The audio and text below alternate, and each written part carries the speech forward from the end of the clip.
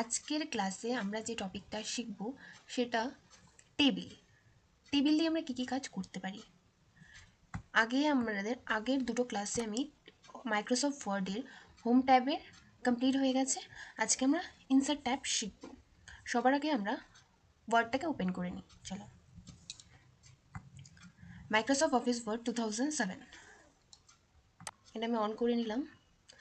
তোমরা যদি আগের ওয়ার্ডের হোম ট্যাবগুলোটা দেখে না থাকো তাহলে তোমরা আগে দেখে নিও, তাহলে বুঝতে পারবে পুরো ক্লাসটায় কী কী হচ্ছে। দেখো, আমাদের আগে আমরা কি শিখেছি? হোম ট্যাব, ক্লিপবোর্ড হয়ে গেছে, প্যারাগ্রাফ। হোম ট্যাবের আমরা এভরিথিং কমপ্লিট। দেন আজকে আমরা যে টপিকটা শিখবো সেটা হচ্ছে ইনসার্ট ট্যাব। ইনসার্ট ট্যাবে এখানে অনেকগুলো অপশানস আছে, প্রত্যেকটা আমরা একটা একটা করে শিখবো। ফার্স্ট যেটা আমরা শিখবো সেটা হচ্ছে টেবিল। টেবিল কি? টেবিল দিয়ে আমরা কী কী ধরনের কাজ করতে পারি। দেখো, টেবিল দিয়ে আমরা কোনো মার্কশিট তৈরি করতে পারি, কোনো টাইম টেবিল তৈরি করতে পারি, কোনো ক্লাস রুটিন, টিউশন রুটিন বা কোনো ডেটাবেস রাখতে পারি আমরা। কোনো ডেটা এন্ট্রির কাজ যদি টেবিল দিয়ে করতে হয় সেটাও আমরা টেবিলের সাহায্যে করতে পারি। চলো, আর অনেক কিছু করা যায় টেবিল দিয়ে। মানে এই ধরনের মেন টপিকগুলো, এই ধরনের কাজগুলো মেনলি করানো হয়। টেবিলে ক্লিক করবে। এখন দেখো এখানে রো কোনগুলোকে বলে, কলামস কোনগুলো বলে। টেবিলে রো অ্যান্ড কলাম দুটো জিনিস আছে। এই যে দেখো এভাবে যেগুলো আসছে সেগুলোকে বলা হয় রো, আর যেটা রোটাকে ডিভাইড করছে সেটা হচ্ছে কলাম। হলো, এখানে দেখো রো কতগুলো আছে, টোটাল 8টা রো আছে, কলামস 10। এখান থেকে তোমাদের যতগুলো রো কলামস লাগবে টেবিলে তোমরা এখান থেকে নিয়ে নেবে।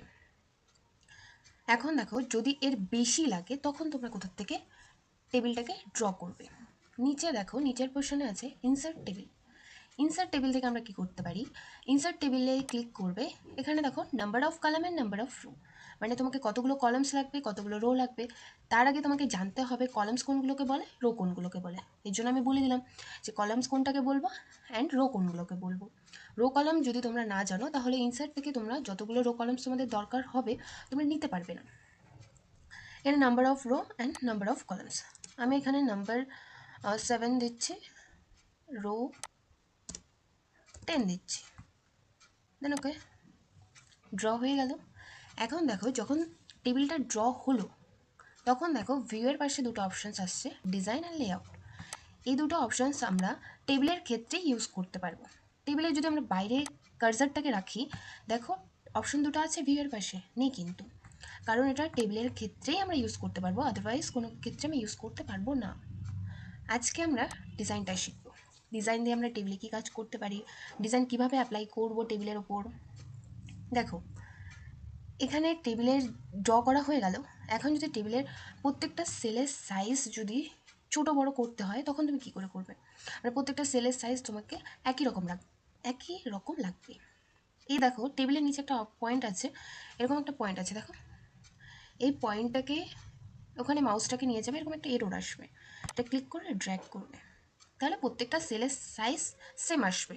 আর যদি প্রত্যেকটা সেলের সাইজ ইন্ডিভিজুয়াল আলাদা আলাদা রাখতে চাও তাহলে যেইটা আলাদা সাইজটাকে বড় রাখবে, মাউসটা ওখানে নিয়ে যাবে, এরকম একটা এরর আসবে, ওটাকে ধরে টেনে বড় করবে, তাহলে শুধু ওই সেলটাই বড় হবে।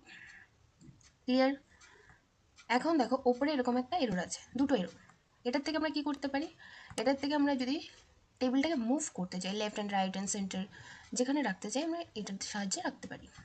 ক্লিয়ার? এখন দেখো ডিজাইনে যাব। ডিজাইনে যাওয়ার পর দেখো ড্র বর্ডার। ড্র বর্ডার এখানে ইরেজারের কাজ কি? ইরেজারের কাজ হচ্ছে আমাদের যদি কোনো সেলকে রিমুভ করতে হয় বা আমাদের সেলটাকে লাগবে না, আমরা ডিলিট করতে চাচ্ছি, ইরেজারের সাহায্যে আমরা সেলগুলোকে কাটতে পারি।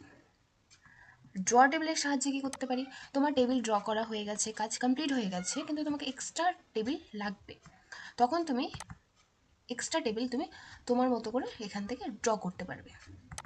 দেখো, বোঝা গেল? ইরেজ করতে চাইলে আমরা ইরেজার থেকে ইরেজ করতে পারি, ড্র করতে হলে আমরা ড্র টেবিলের সাহায্যে আমরা ড্র করতে পারি। সিম্পল হলো। এখন দেখো এখানে কি আছে, লাইন স্টাইল। লাইন স্টাইলের কাজ কি, এখানে দেখো টেবিলটা যখন আমরা ড্র করলাম প্রত্যেকটা টেবিলের লাইনগুলো দেখো সেম একই রকম, ব্ল্যাক একই রকম। যদি তোমার ইন্ডিভিজুয়াল আলাদা আলাদা টেবিলগুলো ড্র করতে চাই যাবে, কী ধরনের তুমি স্টাইল করবে, যেটা করবে সেটাকে ক্লিক করবে। অ্যান্ড ওয়েট, কতখানি ওয়েট রাখবে। কালার, যদি তুমি কালার করতে চাও বর্ডারগুলোর, সেক্ষেত্রে কালার করতে পারবে। পেন কালার থেকে আমরা কী করতে পারি, বর্ডারগুলোর কালার করতে পারি। দেখো হচ্ছে যেরকম লাগবে সেটাকে নেবে, ওয়েট কতটা রাখবে সেটাকে করতে পারবে। নর্মাল ব্ল্যাক রাখলে ব্ল্যাকই রাখতে পারবে, আর যদি মনে হয় যে রাখবো কালার করবো সেক্ষেত্রে কালারও করতে পারো।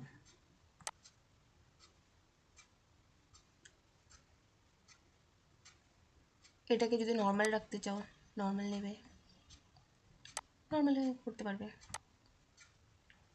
বোঝা গেল?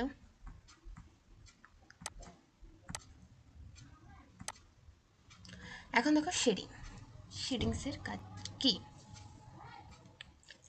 শেডিং থেকে আমরা কি করতে পারি, এই যে সেলগুলো আছে সেলগুলোর কালার যদি আমাদেরকে করতে হয়, শেডিং দিয়ে আমরা কি করতে পারি, সেলগুলোর কালার করতে পারি।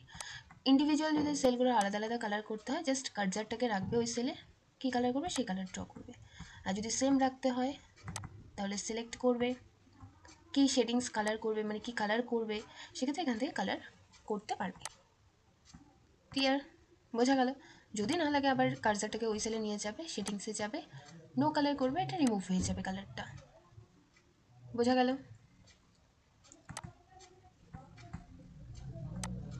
নো কালার করে দিলাম আমি। এখন দেখো টেবিল স্টাইল, টেবিল স্টাইলের কাজ কি। দাঁড়াও আমি বাবু কোনো একটা টেবিল নিচ্ছি, একটু নিলাম, একটা আমি মার্কশিট বানাচ্ছি, মার্কশিটের উপর টেবিল স্টাইলটা অ্যাপ্লাই করে দেখাচ্ছি, তাহলে তোমরা ঠিকঠাক বুঝতে পারবে।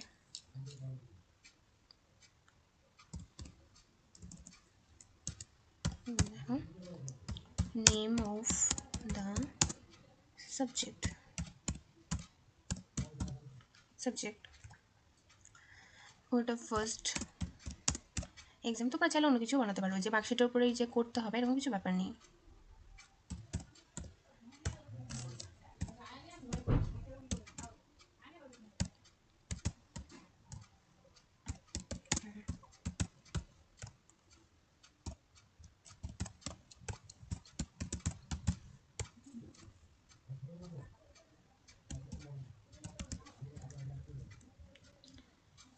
আমি শর্ট ফর্মে লিখছি, তোমরা চাইলে ফুল ফর্মেও লিখতে পারো। তোমাদের যদি ভিডিওটা ভালো লাগে অবশ্যই লাইক কমেন্ট শেয়ার করবে, আর বুঝতে কোথাও অসুবিধা হলে অবশ্যই কমেন্টে জানাবে। তোমরা আদার সাবজেক্টগুলো অ্যাড করবে, আমি এতখানি অ্যাড করছি। 42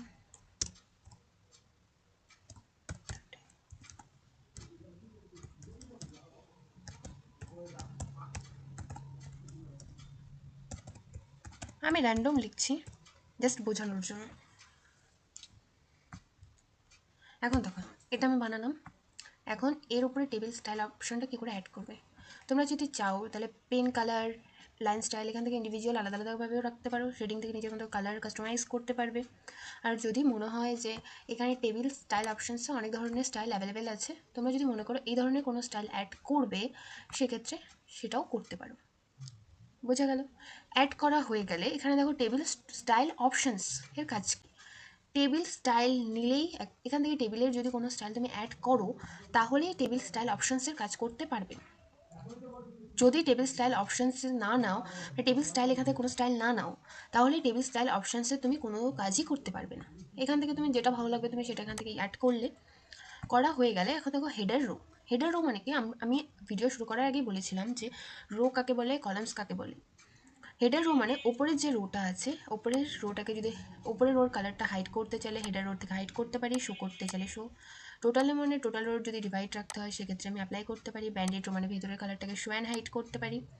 ফার্স্ট কলাম থেকে আমরা ফার্স্টের কালার শো করতে পারি। কলামস, যেটা আমি বলেছি, কলামস কাকে বলে, রো কাকে বলে। লাস্ট কলাম মানে লাস্টের কলাম শো হাইড করতে পারবে। ব্যান্ডেড রো মানে রোটাকে যদি ব্যান্ডেড রো ভাবে লাগে ব্যান্ডেড রো শো করতে পারবে। মানে এখান থেকে অ্যাপ্লাই করার পর যদি ডিজাইনটা কাস্টমাইজ করতে হয়, সেক্ষেত্রে তোমরা টেবিল স্টাইল অপশনস থেকে করতে পারবে। ক্লিয়ার? তোমরা যদি কেউ কোথাও বুঝতে না পারো অবশ্যই আমাকে কমেন্ট করবে, আমি তোমাদের প্রবলেমগুলো সলভ করার চেষ্টা করব। আজকে এতখানি থাকবে, নেক্সট ক্লাসে আমি তোমাদেরকে টেবিলের লেআউটটা শিখিয়ে দিব। আজকের মধ্যে এতখানি, টাটা।